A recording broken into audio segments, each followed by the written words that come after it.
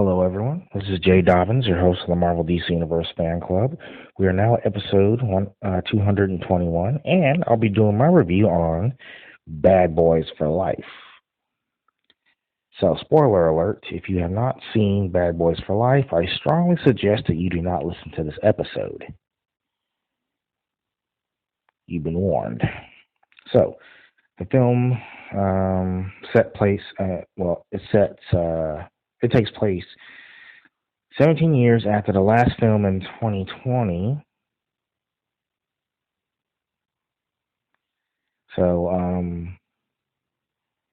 Miami detective Marcus Burnett, who just witnessed the birth of his grandson, tells his partner Mac Lowry his intentions to retire, much to Mike's chagrin, of course. At their celebration party, Mike is shot by an assassin named Armando.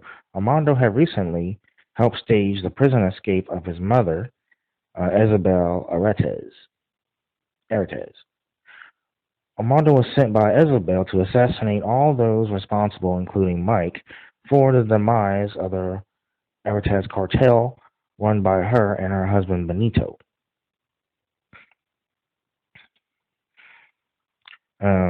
Who was sent to prison and subsequently died.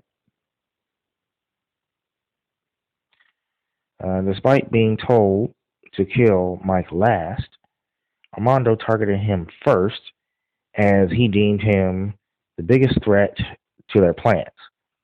Armando proceeds over the next 6 months to assassinate everyone else responsible, while Mike makes a near full recovery. Mike demands Marcus to help catch the assassin, but Marcus decides to go into retirement. As after Mike's near-death experience, Marcus prayed to God that if Mike survives, he will never turn to violence again. This caused a fallout between the two friends. Despite orders from Captain Howard, Mike learns the identity of the arms dealer who sold the ammunition used in his assassination attempt, Booker Grassi. Howard reluctantly brings Mike as a consultant in the tech-driven Advanced Miami Metro Operations, also known as AMMO, which is the acronym. So, AMMO stands for Advanced Miami Metro Operations. So this operation is led by Mike's ex-girlfriend, Rita. The team goes to a business deal Grassi is holding to obtain evidence to bring him in.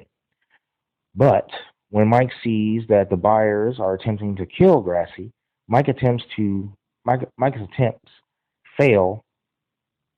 Mike attempts but fails to save him, of course. So soon after Marcus receives a call from an old informant, Carver Remy, warning him that everyone who had protected him had been assassinated and asked for help. Marcus picks up Mike to go to Carver's home, only to see him thrown out and killed. Mike fights Armando and seems to recognize his eyes before Armando escapes. Sometime later, Captain Howard tells Mike it may be time for him to retire as well before he gets himself killed. Howard is subsequently killed by Armando with a sniper rifle. After Captain's funeral, Marcus decides to help Mike out one last time. Marcus insists the help of AMMO to track down Grassi's accountant to find who has sold the ammunition. Marcus identifies the key suspect as Lorenzo Zuelo Rodriguez, someone Marcus used to coach basketball. So they crash a party. So they crash a birthday party for Zuelo, but Zuelo flees. Mike, Marcus, and AMMO give chase, but are halted by Armando on a helicopter over the bridge. Armando kills Waylo to get to Mike. Before trying to kill him, Armando says, "Hasta la fuego." Marcus, however, stops Armando with gunfire, and Mike jumps into a river to escape.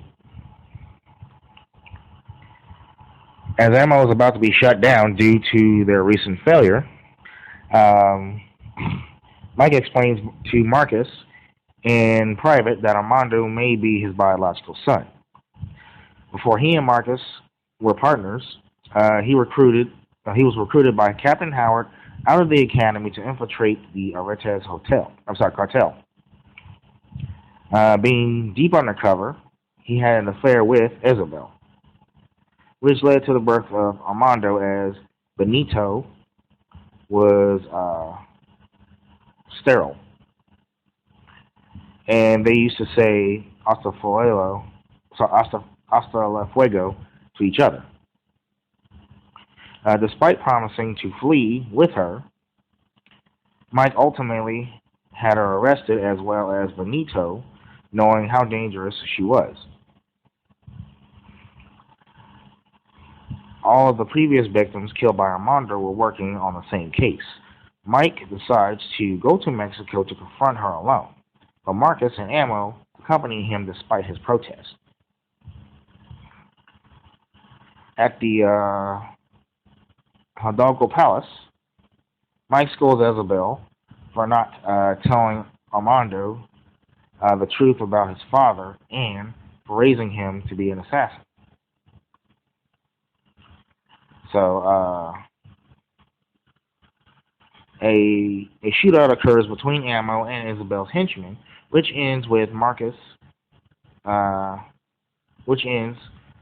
shoots the pilot of Isabel's getaway helicopter, causing it to crash into the building, setting it ablaze.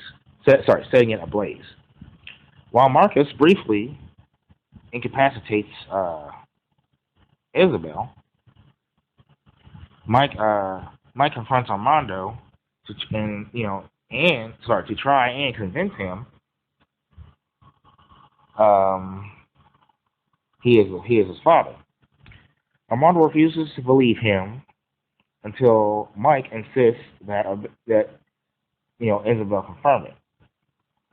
Isabel shoots at Mike, but strikes Armando instead, after which Rita shoots and kills Isabel. They all escape the burning building, where Mike tells Armando he will have to pay for his crimes, but Mike will be there for him. Sometime later, Rita is named a new police captain, while Mike and Marcus, having decided to come out of retirement, are placed in charge of Ammo. Let's see. Mike later, and this is like a post-credit scene right here. Mike later visits a remorseful Armando in prison, requesting his help on a new case in exchange for reducing his prison sentence. So, yep, there you have it. I won't be honest with you. This movie is going to get an 8 out of 10. It was good. It wasn't like better than the other Bad Boys films, but the franchise is good so far. All three of the movies were good. Bad Boys 2, I think Bad Boys 2 is better, but other than that, out of all of them, Bad Boys 2 is better in my opinion. But the writing was good. I'm glad they brought back the original cast from the first and second film. I was pretty pissed off that Joe Pantoliano's character, Captain Conrad Howard, was killed, so I was pretty pissed off about that. But, they brought back Teresa Randall, who reprised her role as Marcus's wife in the first two films. I like how they introduced Ammo. I like the action. Wasn't disappointing at all. So, We got. I like how they. I like how they. I like how they done the trailers. The first two trailers. So got a taste, and when we saw the movie, we got the full meal. So I wouldn't say we got leftovers, but we did get a full meal, so that was pretty good. The writing was good. I like how everything was set up. Setting was good. The action was good. There was some humor. I like that. So there was no. It was no wokeness or feminism or that liberal crap that Hollywood's been putting in these movies. So it stayed on point. No love stories, nothing like that. So they did good. And oh, by the way, just so you know, that following the opening weekend box office success of the film, of course. So, but yeah, following the opening weekend box office success of the film, Sony announced plans for a fourth installment. So, with Chris Bremner returning to write the script. So, the film is set for a 2021 release. So, wow, they starting already. Oh, and also, before I forget, the movie made so far has made $125.5 million worldwide with a production budget of 90 million. So they definitely got more than half of that money back. So that's good. And Sony Pictures is still doing good as long as they keep making good movies and making good money. They won't go bankrupt, and then Marvel Studios won't get slash Disney won't get Spider-Man. So keep it up, Sony, and keep it up, Columbia Pictures. Well, y'all both were, well, you are Sony coming anyway, but keep up the good work, keep making the money, keep doing good, and the movie business will keep doing good. So, but yeah, that concludes this review. Feel free to visit us and like us on Facebook. We are available on iTunes, Google Play Music app, Spotify, and of course YouTube.